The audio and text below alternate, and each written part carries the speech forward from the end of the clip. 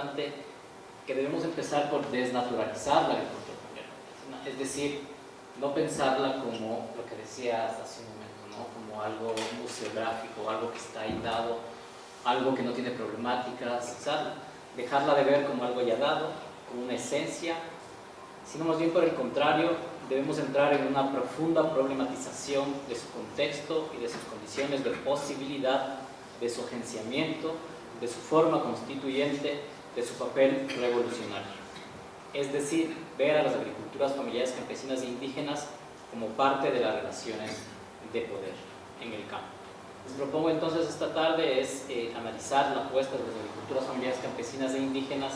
en dos momentos. Primero, un elemento de contexto, que serían las dos primeras tesis, y segundo, un momento clave para entender la agenda campesina que se está construyendo en el país. La primera tesis tiene que ver con el marco contextual, tiene que ver con el impasse político. Y esta idea la retomo de Agustín Cueva, que la utiliza para entender un poco los gobiernos populistas en su tiempo. La vuelta del Estado presupone a este Estado como agente de transformación de la realidad, desplazando a las organizaciones sociales de su característica de movilización del cambio, lo que da como resultado el bloqueo de una modernidad alternativa y empuja a la profundización de las crisis o de la crisis de representación de una propuesta anticapitalista venida desde las organizaciones y movimientos sociales. Un elemento que construye esta hipótesis es la primicia de que el gobierno de la Revolución Ciudadana aparece como la fórmula que resuelve este impasse político, el cual se ubica en medio de una coyuntura que pone en tensión, en el periodo neoliberal, a los sectores oligárquicos y a las fracciones burguesas por el control del Estado y los réditos de las políticas neoliberales. Precarización del trabajo, libre mercado, etc. En el caso de la agricultura, los réditos que pueden dar a las grandes oligarquías o los sectores de las élites la posibilidad de mejorar el agronegocio o de políticas del agronegocio y los objetivos para la agroexportación, con un elemento transversal que es sepultar la política de reforma agraria. Pero en medio de, de esta disputa entre los sectores de las élites, hay también, nos encontramos en tensión con las luchas antineoliberales del campo popular, los levantamientos indígenas de los 90, las resistencias frente al ALCA, el TLC con la Unión Europea, OXI y toda la resistencia en torno a la flexibilización laboral, entre otros. Ahora bien, ambos acontecimientos, ¿no? La disputa hegemónica entre sectores dominantes, pero también las luchas populares, provocan una crisis de dirección política tanto del campo popular de resistencia como en las facciones dominantes que llevan adelante el proyecto neoliberal. Y uno de los datos más famosos es haber tenido en 10 años 7 presidentes, que es una muestra de esta disputa. El impasse, por lo tanto, no es otra cosa que la ausencia de acuerdos políticos por la administración del Estado y la economía entre los sectores dominantes, las oligarquías y las burguesías.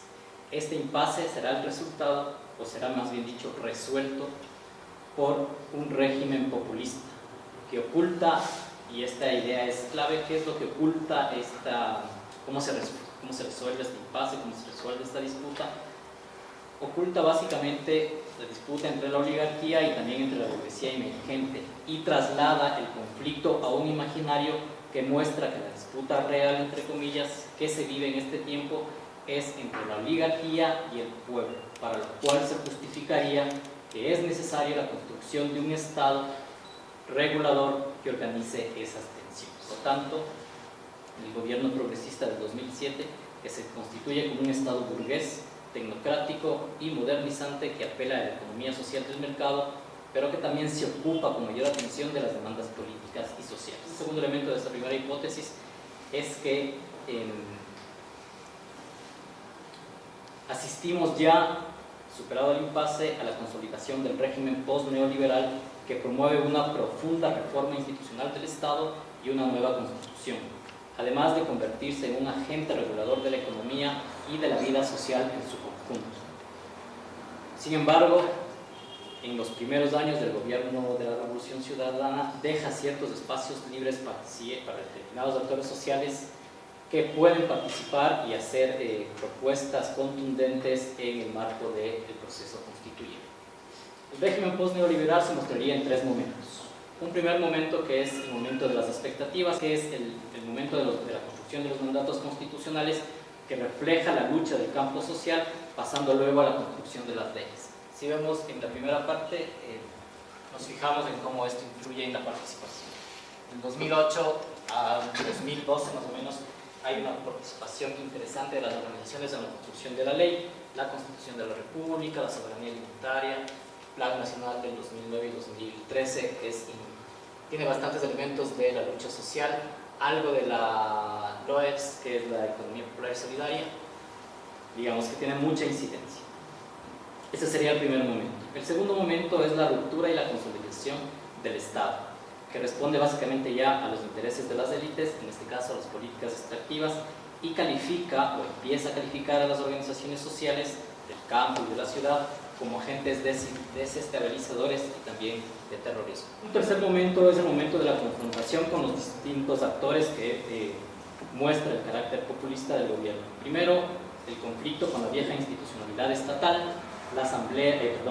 Congreso, la función judicial, etc. La otra confrontación es con representantes de las oligarquías y de los poderes fácticos, tenemos la prensa, los bancos, etc. Y también la otra confrontación son con las organizaciones sociales del campo y de la ciudad, lo que manifiesta el régimen post-neoliberal, digamos, ya la consolidación del régimen en su conjunto, y el gráfico nos muestra básicamente a partir del 2012 cómo decae la participación. Y coincidencialmente, cuando decae la participación, empiezan a entrar, en el caso del campo, otros proyectos que no tienen que ver ya con la soberanía alimentaria, sino con el cambio de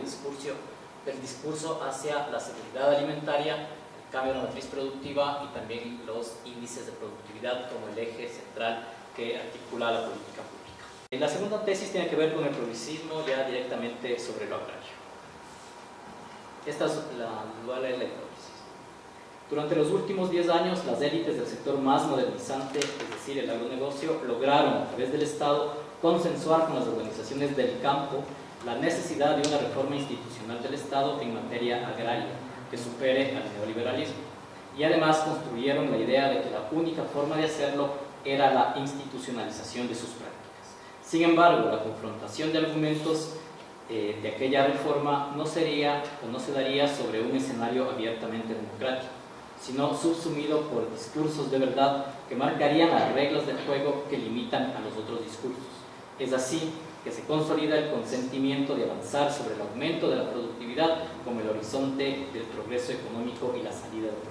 salida de la pobreza. Se instala entonces una forma de gobierno del campo expresado a través de la singularidad de las problemáticas agrarias, sobre todo aquella que insiste en los bajos rendimientos productivos de las agriculturas familiares campesinas, frente a lo cual promueve una serie de prácticas discursivas y no discursivas, relaciones de fuerza y procesos de subjetivación que tienen como objetivo la administración de las poblaciones indígenas y campesinas a través de la gestión de su deseo de bienestar y de sus recursos productivos. Un primer elemento que construye esta tesis son los lugares de lo visible y lo enunciable, es decir, dónde se dicen las cosas y dónde se las muestran estos imaginarios sobre lo agrario. Imaginarios que se usan a través de las políticas públicas y las normativas como encubrimientos de la realidad campesina. Podemos ubicar, digamos, desde mi punto de vista, algunas normativas y políticas más relevantes donde podemos encontrar todo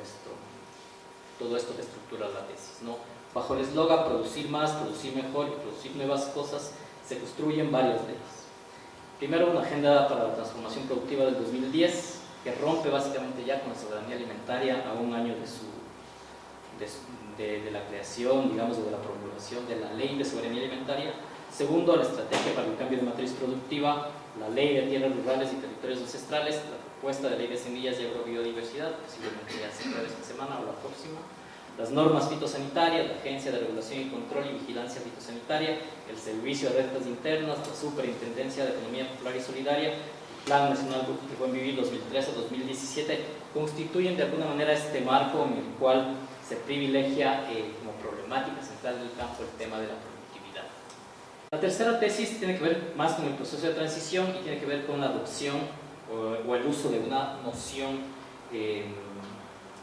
digamos, categorial o para entender el problema agrario, y es retomar la noción de las formas sociales de producción en lugar de la noción de modelo agropecuario. La tesis dice lo siguiente: la lucha que aglutinaría a las agriculturas familiares campesinas e indígenas hoy se enmarca por la disputa en el uso de la tierra y los intercambios. No es que se deja de luchar por el acceso, pero se centra en este momento en el uso, en que se usa la tierra y en los intercambios. Para esto debemos dejar de entender la realidad desde la noción del modelo agrario, unívoco, homogeneizador de la realidad. Tampoco es conveniente construir un modelo alternativo para el campo. Un solo modelo para el campo no es posible, pues lo que usualmente sucede es que damos cuenta de una parte limitada de la realidad, además de contribuir a pensar en el sujeto del campo como alguien pasivo, sin capacidad de agencia y a la espera de la asistencia del mercado o del Estado. Lo que se propone es trabajar la comprensión de las nociones de la noción de formas sociales de producción, que permite insertar en el juego del poder de la forma social dominante capitalista,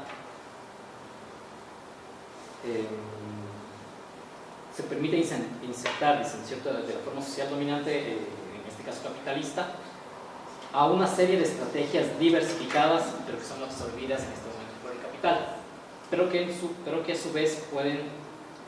pueden construir procesos de liberación. Esto no, digamos, aquí me trabé un poco. Vamos, lo que quiero decir es que hay que adoptar para la comprensión de la realidad la noción de formas sociales de producción en lugar de modelo productivo. Y esto nos permite insertar en el juego del poder de la forma social predominante, que es la capitalista, otras relaciones sociales de producción, que no necesariamente pasan por la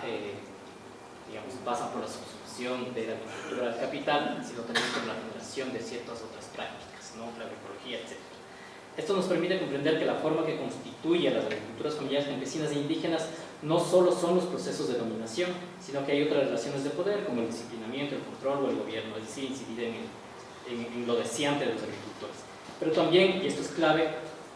hay que entender que existe la capacidad, así como hay dominación, control, etc., también existe en la formación social y la producción como noción para entender la realidad, la capacidad de revertir dichas relaciones y generar procesos de liberación que puedan construir otra modalidad desde los sectores campesinos. En otras palabras, lo que decimos es que hay diversidad de experiencias de vida en las agriculturas, de forma de relacionamientos con la naturaleza distintos, de estrategias de resiliencia, de producción de alimentos e intercambios que escapan fundamentalmente a las prácticas de manipulación de los recursos naturales y de la explotación del hombre por el hombre. Creo que la interculturalidad es un elemento esencial para la disputa postcapitalista de las agriculturas familiares campesinas, como un instrumento de crítica hacia aquel disciplinamiento cultural, vamos a llamarlo occidental,